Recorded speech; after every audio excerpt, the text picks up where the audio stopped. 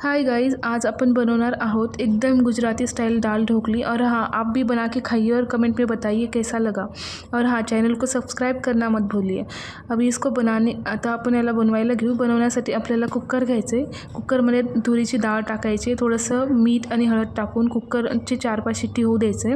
4-5 शिट्टी झाल्यानंतर काढून डाळला असं मिक्स करून घ्यायचे। त्याच्यानंतर आपण आता याचं पीठ बनवूया। पीठ बनवण्यासाठी या प्रकारे घेतल्यापैकी गव्हाचं पीठ, थोडंसं बेसन पीठ आणि असं मसाले टाकून मिक्स पीठ बनवून घ्यायचे। पीठ बनवल्यानंतर त्याला असं लाटायचे आणि लाटून अशा प्रकारे काप करून घ्यायचे।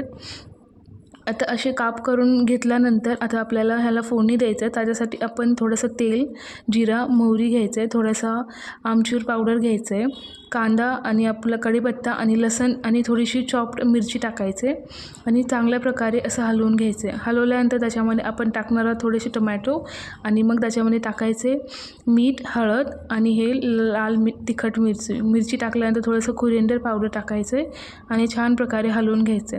हलवल्यानंतर मसाला जळला नाही पाहिजे म्हणून थोडंसं त्याच्यामध्ये पाणी टाका आणि थोडंसं 2 मिनिट असं झाकण लावून शिजवून घ्यायचे।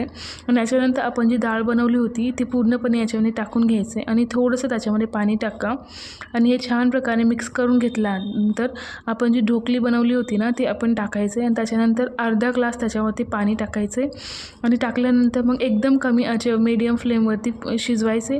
त्याच्यामध्ये थोडंसं गूळ आणि इमलीचं पाणी टाकून शिजवून घ्यायचं आणि थोडंसं याच्यामध्ये मसाला कोणताही तुम्ही वापरू शकता ते वापरून टाकायचे आणि छान हलवून घ्यायचे। अशा प्रकारे एकदम सोप्या पद्धतीने डाळ ढोकली नक्की बनवून पहा आणि वरती थोडीशी कोथिंबीर टाकून टेस्ट करून पहा।